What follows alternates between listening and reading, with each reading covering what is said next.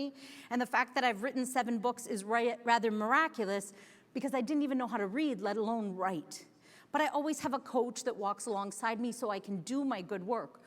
But when I was in 3rd grade, I didn't know how to read, and I thought I was so stupid. And there was a lot of reasons to think that I was stupid. People would tell me that. But when I was 21, I tried to go to college, and I was filling out an application to get a grant. And when I went and met the man for an interview, he said, "Are you sure this is you?" And I said, "Yeah, that's me."